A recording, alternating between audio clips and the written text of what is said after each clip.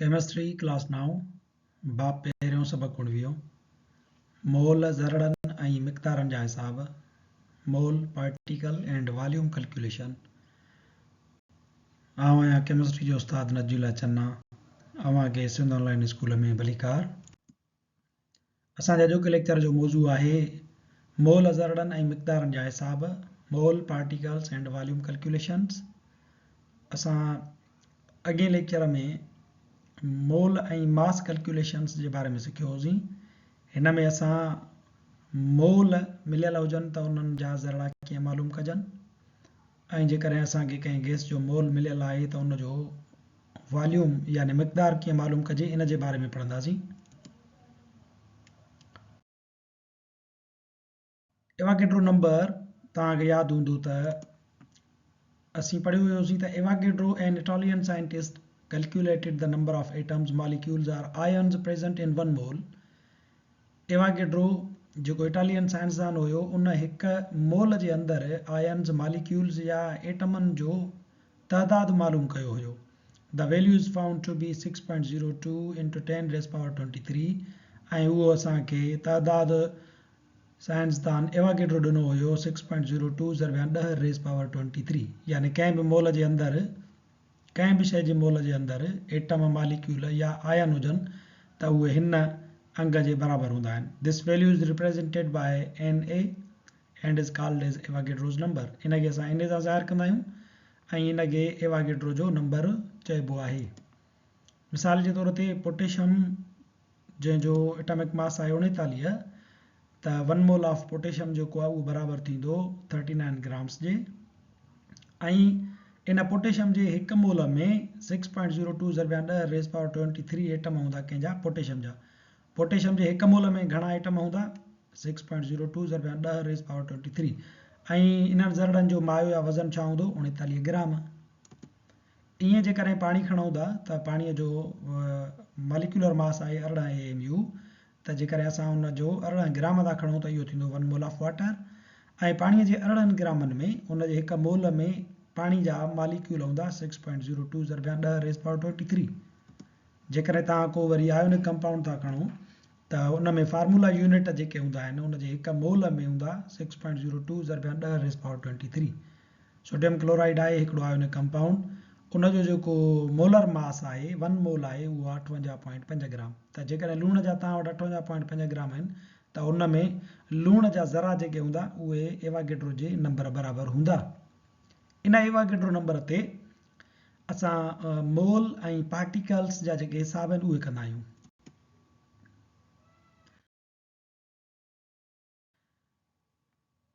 Mole and particles कैलकुलेशन्स तव्हां इहा ॻाल्हि सम्झी त पोटेशियम जो हिकु मोल यानी 39 ग्राम उन में 6.02 ज़रबिया 10 रेज़ पावर 23 एटम हूंदा त तव्हांखे इहा बि ॻाल्हि ॾाढी सवली लॻंदी त हिकु मोल में जेकॾहिं 6.02 ज़रबिया 10 रेज़ पावर 23 ज़रड़ा आहिनि त पोटेशियम जे ॿिनि मोल्स में ज़रड़ा वञी थींदा 12.04 ज़रबिया 10 रेज़ पावर 23। हीउ जेको एक्सपोनेंशियल फॉर्म में लिखियल आहिनि इन्हनि खे असांखे टच न आहे करिणो, इहो साॻियो ई रहंदो 10 रेज़ पावर 23। 6.02 खे असां डबल करे छॾियोसीं त पोटेशियम जे ॿिनि मोल्स में ज़रड़ा आहिनि 12.04 ज़रबिया 10 रेज़ पावर 23 ऐं पोटेशियम जा ॿ मोल जेके तौर में थींदा उहे थींदा 78 ग्राम। सोडियम क्लोराइड जे हिकिड़े मोल में ज़रड़ा हूंदा 6.02 ज़रबिया 10 raise power 23। Number of units in 20 gram of sodium chloride. हाणे जेकॾहिं तव्हां खां कोई पुछा करे त तव्हांखे असां लूणु था ॾियूं सोडियम क्लोराइड था ॾियूं 20 ग्राम त उन में केतिरा फार्मूला यूनिट थींदा केतिरा ज़रड़ा हूंदा लूण जा इन जे लाइ असांखे हीअ मोल एंड पार्टिकल्स कैलकुलेशन सम्झणी पवंदी। तव्हां 58.5 ग्रामनि में त ज़रड़ा ॿुधाए सघो था, हिनखे डबल कयो 2 मोल त उनखे बि तव्हां हिनखे डबल करे ॿुधाए सघो था त एतिरा ज़रड़ा हूंदा। पर जेकॾहिं तव्हांखे चए थो 20 ग्राम आहिनि सोडियम क्लोराइड जा त पोइ इन जे लाइ कैलकुलेशन ऐं फार्मूलास जो इस्तेमालु कंदासीं। पाणीअ जे बारे में बि जेकॾहिं तव्हां खां कोई पुछा करे त number of moles and molecules in 10 gram of water. पाणीअ जा 10 ग्राम आहिनि तव्हां वटि उन में मोल्स केतिरा हूंदा मॉलिक्यूल्स केतिरा हूंदा यानी 10 ग्राम पाणीअ में पाणी जा ज़रड़ा घणा आहिनि या पाणीअ जा मोल घणा आहिनि त इहो बि सादो जवाबु कोन थो ॾेई सघिजे। इन जे लाइ बि असांखे फार्मूला ऐं कैलकुलेशन सिखणियूं पवंदियूं। सो मोल एंड पार्टिकल्स कैलकुलेशंस जे हिसाबनि जे लाइ पहिरियों फार्मूलो आहे जेकॾहिं तव्हांखे कंहिं बि शइ जा मोल मिलियल आहिनि त तव्हांखे उन जा नंबर ऑफ पार्टिकल्स ॻोल्हण जेके आहिनि उहे सवला थी वेंदा। हीउ फार्मूलो आहे। नंबर ऑफ पार्टिकल्स मालूम करण जे लाइ छा कंदासीं, नंबर ऑफ मोल्स खे ज़र्ब कंदासीं एवागेड्रो नंबर सां। हिकिड़ो फार्मूलो ही इस्तेमालु थींदो। ॿियो फार्मूलो आहे जेकॾहिं तव्हांखे मोल्स बि न आहिनि मिलियल त इहो तव्हां अॻे लेक्चर में बि सिखी आया हुयो त नंबर ऑफ मोल्स मालूम करण जे लाइ नॉन मास ऑफ सब्सटेंस खे वंड कंदासीं मोलर मास ऑफ सब्सटेंस सां। जेकॾहिं तव्हांखे कंहिं शइ जा ग्राम मिलियल आहिनि, जीअं पाणी जा 20 ग्राम चयोसीं तव्हांखे ॾियूं था त हुन में नंबर ऑफ मोल्स ॾियो, त हिते नॉन मास ऑफ सब्सटेंस रखंदासीं 20 ग्राम, हेठों पाणी जो मोलर मास 18 रखंदासीं, 20 खे 18 सां वंड कंदासीं त नंबर ऑफ मोल्स मिली वेंदो। हाँ नंबर ऑफ मोल्स मिली वियो त उहो हिते रखे एवागेड्रो नंबर सां कंदासीं ज़र्ब त नंबर ऑफ पार्टिकल्स मिली वेंदा। यानी हिननि ॿिन्ही फार्मूलास खे इस्तेमालु कंदे नंबर ऑफ पार्टिकल्स मालूम करे सघिजे थो। टियों फार्मूलो आहे असां वटि नंबर ऑफ पार्टिकल्स मालूम करण जे लाइ। तव्हांखे मास मिलियल आहे ग्राम्स में, उनखे ज़र्ब कयो एवागेड्रो नंबर सां ऐं पोइ तव्हां उनखे वंड कयो मोलर मास ऑफ सब्सटेंस सां, तॾहिं बि तव्हांखे नंबर ऑफ पार्टिकल्स मिली वेंदा। हीउ फार्मूलो हिननि ॿिन्ही खे मिलाए ठाहियो वियो आहे। तव्हां जेकर ही 2 फार्मूला इस्तेमालु कयो था त तव्हांखे घणो टाइम ऐं महिनत लॻंदी, पर ही हिकिड़ो ई जेकॾहिं तव्हां फार्मूला इस्तेमालु कयो था त हिननि ॿिन्ही जो कमु हिकिड़ो ही फार्मूला ॾींदो। कीअं? मिसाल जे तौर ते तव्हांखे किताब में एग्जाम्पल 1.7 ॾिनल आहे, calculate the number of atoms present in 9.2 grams of calcium. तव्हांखे कैल्शियम जा 9.2 ग्राम मिलियल आहिनि। हाणे हुन में तव्हां ॿुधायो त नंबर ऑफ एटम्स घणा आहिनि। इन जी डेटा कढूं असां। नंबर ऑफ एटम्स मालूम थो करे, चए थो उहो तव्हां मालूम कयो calculate the number of atoms. असां लिखियोसीं number of atoms question mark, ये मालूम करना आहिनि। Known mass of substance in grams, known mass grams हिते ॾिसो त तव्हांखे ग्राम्स में ही हिकिड़ो मायो ॾिनल आहे, उहो तव्हां हिते लिखियो 9.2 gram. Molar mass of calcium 40 gram. Calcium जे तव्हां पीरियाडिक टेबल में विधो त खाने जे हेठां हुनजे 40 लिखियल आहे, उहो हुनजो एटॉमिक मास हूंदो आहे, हुनखे ग्रामनि में लिखियोसीं त मोलर मास ऑफ कैल्शियम असांखे मिली वियो। हाणे असां खां ही सवाल थो करे त calculate the number of atoms, एटमनि जो तइदाद ॻोल्हे ॾेखारियो। हाणे असां फार्मूलो इस्तेमालु कंदासीं पहिरियों number of moles, non mass of substance, उनखे वंड कंदासीं मोलर मास ऑफ सब्सटेंस सां, पोइ असांखे मिलंदा मोल। पोइ वरी उन मोल्स खे असां हिन फार्मूले में रखंदासीं, number of particles is equal to number of moles into Avogadro number. कीअं? पहिरियां ही हल कयूं असां, मोल मालूम कयूं त जीअं हिन फार्मूले में रखूं त असांखे नंबर ऑफ पार्टिकल्स मिलनि, छो त ही पुछे ई नंबर ऑफ पार्टिकल्स तो नंबर ऑफ एटम्स तो पुछे। So non mass of substance 9.2 grams ही रखियोसीं, वंडिया मोलर मास ऑफ कैल्शियम, ही मोलर मास ऑफ कैल्शियम वंड में रखियोसीं 9.2 नॉन मास ऑफ सब्सटेंस वंडिया 40, 9.2 खे वंड कयोसीं 40 सां त जवाब मिलियो 0.23 मोल्स ऑफ कैल्शियम। हाणे असांखे नंबर ऑफ मोल्स मिली विया। हाणे सिर्फ़ु असांखे ज़र्ब करणी आहे। ही नंबर ऑफ मोल्स जेके आहिनि 0.23 उन्हनि खे ज़र्ब कंदासीं एवागेड्रो नंबर सां त असांखे जवाब मिलियो 1.384 इंटू 10 रेज़ पावर 23। ही जेको आहे इहो असांखे ॿाहिरि कढी रखिणो आहे। हिनखे असां सिंपल मल्टीप्लिकेशन में या वंड में न खोलींदासीं न छॾाईंदासीं। तंहिंजे करे असां हिननि ॿिन्ही खे ज़र्ब कयोसीं, ही जवाब आयो, हे साॻियो ई खणी असां हिते रखियोसीं ज़रबिया 10 raise power 23 atoms are present in 9.2 grams of calcium. ही असांजो जवाब आहे। हाणे पहिरियां असां ही फार्मूलो इस्तेमालु कयोसीं, इन मां असां कढियोसीं नंबर ऑफ मोल्स, हिते रखियासीं ऐं नंबर ऑफ मोल्स खे ज़र्ब कयोसीं एवागेड्रो नंबर सां, असांखे जवाब मिली वियो। जीअं असां सवेर तव्हांखे ॿुधायोसीं त हिननि ॿिन्ही जी जॻह ते टियों नंबर जेको फार्मूलो हुयो उहो हिकिड़ो ई इस्तेमालु करे सघिजे थो, त हिननि ॿिन्ही मां जान छुटंदी।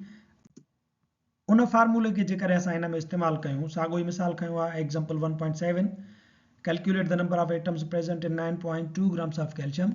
इन जी डेटा साॻी आहे, नंबर ऑफ एटम्स मालूम करणा आहिनि, नॉन मास ग्राम्स असांखे मिलियल आहे, मोलर मास असांखे 40 कैल्शियम जो असां मालूम कयो आहे। ही असांजो टियों नंबर फार्मूलो जेको हुयो number of particles, mass in grams असांखे मिलियल आहे 9.2 ज़रबिया एवागेड्रो नंबर उहो असांखे यादि आहे 6.02 ज़रबिया 10 रेज़ पावर 23, हिते रखंदासीं 9.2 ज़रब कंदासीं एवागेड्रो नंबर सां, वंड कंदासीं मोलर मास सां यानी 40 सां। सो मास इन ग्राम्स 9.2 ज़रबिया एवागेड्रो नंबर वंडिया 40। हिननि ॿिन्ही खे पाण में असां ज़रब कयोसीं त जवाबु आयो 55.384 ज़रबिया 10 रेज़ पावर 23 वंडिया 40। हाणे हिन खे 55.384 खे वंड कंदासीं 40 सां, असांखे जवाबु मिलियो 1.384 इंटू ही साॻियो ई लाइ रखियोसीं into 10 raise power 23 atoms in 9.2 grams of calcium. साॻियो ई जवाबु आहे। हिन में ॿिन्ही फार्मूलनि खे गॾाए असां जवाबु पंहिंजो कढी वरितोसीं। जेकॾहिं तव्हांखे मास मिलियल आहे, मोल्स न आहिनि मिलियल, मास मिलियल आहे त ही हिकिड़ो फार्मूलो इस्तेमालु कंदासीं। जेकॾहिं हू फार्मूला इस्तेमालु था कयूं त ॿई इस्तेमालु करणा पवंदा। एग्जाम्पल 1.8 ॾिनल आहे, calculate the number of moles, number of molecules present in 8 grams of glucose. हिन में तव्हां खां पुछे ई ॿ शयूं ॾियो, हिकिड़ो त नंबर ऑफ मोल्स बि मालूम कयो ऐं पोइ वरी नंबर ऑफ मॉलिक्यूल्स बि मालूम कयो। तंहिंजे करे असांखे पहिरियों ऐं ॿियो फार्मूलो ॿई इस्तेमालु करणा पवंदा। हिन जी डेटा कढूं, number of moles and molecules मालूम करणा आहिनि असांखे, क्वेश्चन मार्क आहे। Non mass in grams 8 grams, glucose जा घणा ग्राम ॾिनल आहिनि 8 ग्राम।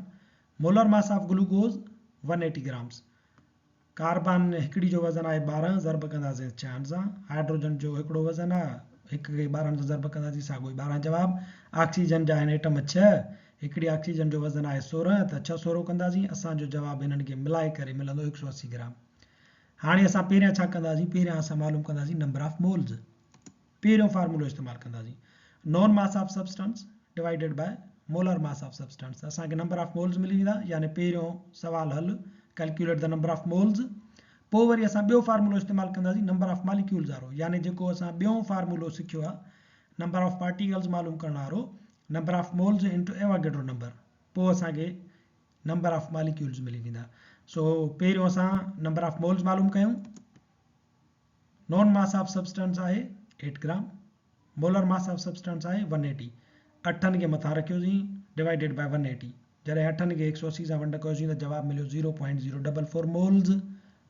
त असां इहो लिखी सघूं था त there are 0.044 moles present in the 8 gram of glucose. हाणे इहो पहिरियों असांजो जवाबु नंबर ऑफ मोल्स वारो निकितो।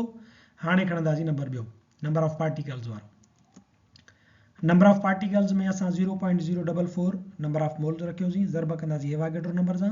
ही 0.044 इंटू 6.02 इंटू 10 रेज़ पावर 23। ही साॻियो ई हेठि लाइ रखंदासीं, हिननि ॿिन्ही खे पाण सां ज़रब कंदासीं। असांखे जवाबु मिलियो 0.0267 into 10 raise power 23 molecules in 8 grams of glucose.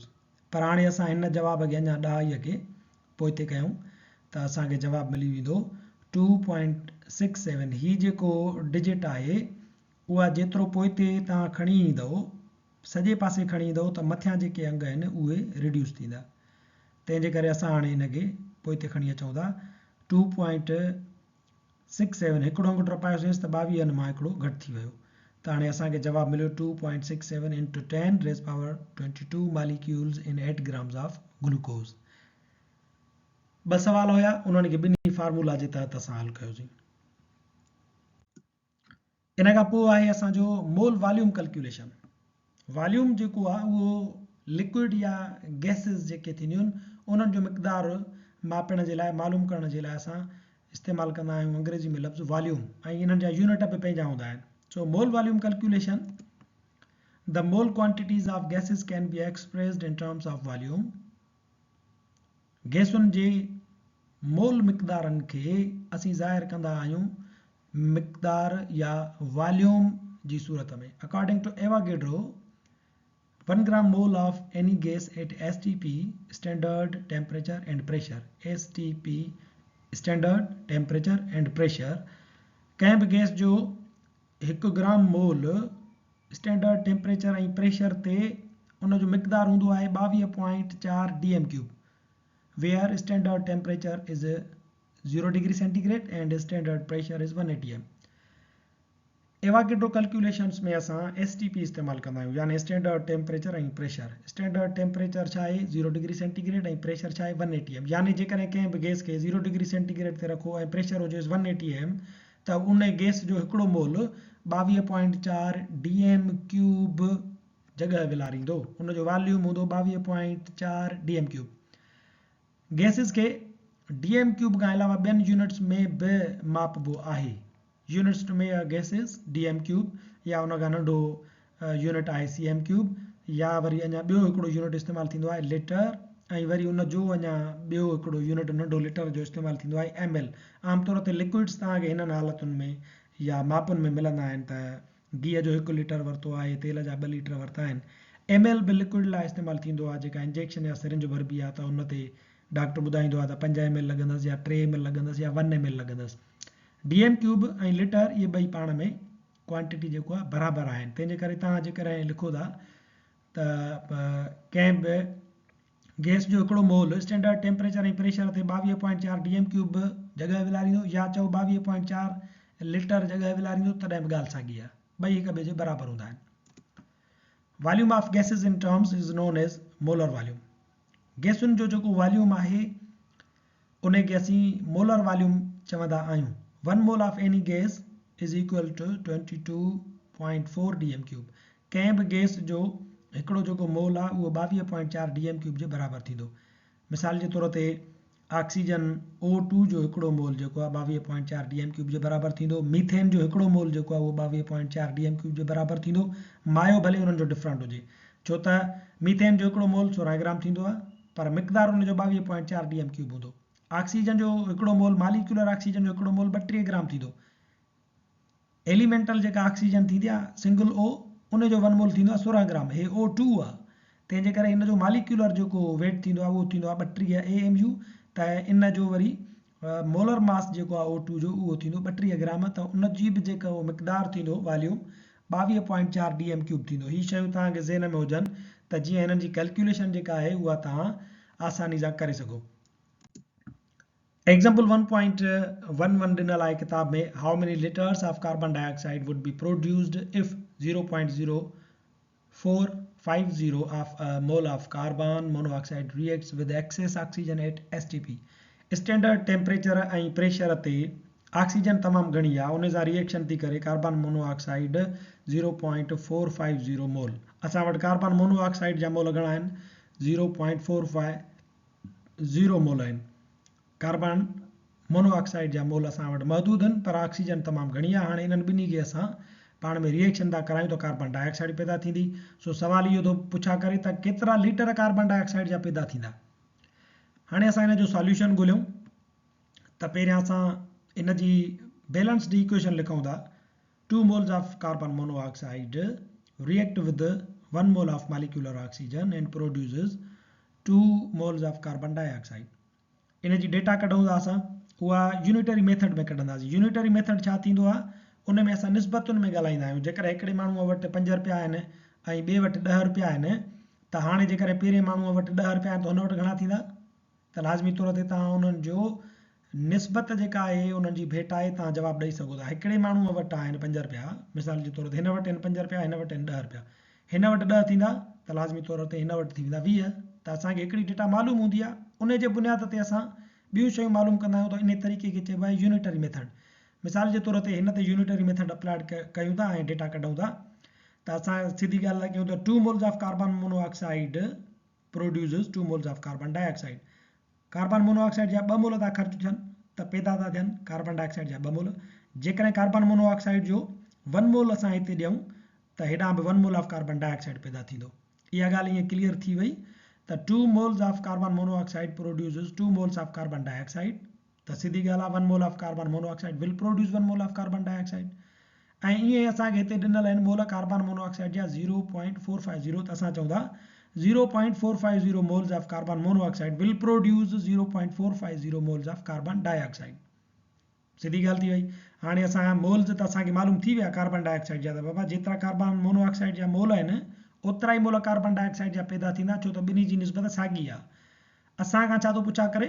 X2 माना कार्बन डाइऑक्साइड जा लीटर्स, जंहिंजा असांखे मालूम न आहिनि। चए थो how many litres of carbon dioxide would be produced. Carbon dioxide जा लीटर केतिरा पैदा थींदा। असांखां मोल्स पुछे हा त असां हिते ई जवाबु ॾेई छॾियूं था यूनिटरी मेथड में त हेतिरा पैदा थींदा, पर हू थो पुछा करे लीटर्स। तंहिंजे करे असां छा कंदासीं, हिननि मोल्स खे लीटर्स में तब्दील कंदासीं। According to Avogadro concept 1 mole of any gas occupies 22.4 DM cube. इहो त तव्हांखे ख़बर आहे त एवागेड्रो जे कॉन्सेप्ट मुताबिक़ कंहिं बि गैस जो हिकिड़ो मोल 22.4 DM क्यूब या 22.4 लीटर जॻह विलारींदो आहे। फार्मूलो आहे असां वटि हिन कैलकुलेशन खे हल करण जे लाइ, मोल या मास एंड वॉल्यूम कैलकुलेशन खे हल करण जे लाइ त असां छा कंदासीं, volume of substance is equal to number of moles into 22.4 DM cube. हे कांस्टेंट आहे, इहो तव्हांखे रखिणो ई रखिणो आहे। इनखे ज़रब कंहिंसां कंदासीं, नंबर ऑफ मोल्स सां। वॉल्यूम कंहिंजो लहणो आहे, हिते लिखियलु आहे how many litres of carbon dioxide. Carbon dioxide जो वॉल्यूम लहणो आहे, हिते लिखियोसीं वॉल्यूम ऑफ कार्बन डाइऑक्साइड बराबर number of moles, carbon dioxide जा मोल 0.450 ज़रबिया ही साॻियो कांस्टेंट लाइ रखियोसीं 22.4 DM क्यूब। हाणे 22.4 DM क्यूब खे ज़रब कयोसीं 0.450 सां, त असांखे जवाबु मिलियो 10.08 DM cube or litres of carbon dioxide. तव्हांखे इहो मालूम आहे त लीटर ऐं DM क्यूब ॻाल्हि साॻी हूंदी आहे, बराबरि यूनिट आहिनि। त हिते तव्हां 10.08 DM cube of carbon dioxide लिखो, तॾहिं बि तव्हांखे लीटर्स ऑफ कार्बन डाइऑक्साइड मिली वियो, छो त DM क्यूब ऐं लीटर्स बराबरि आहिनि।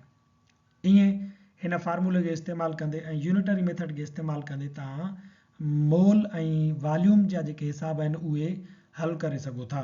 हिते असांजो अॼोको लेक्चर ख़तमु थिए थो। वधीक वीडियोज़ लाइ ॾिसंदा रहो सिंध ऑनलाइन स्कूल।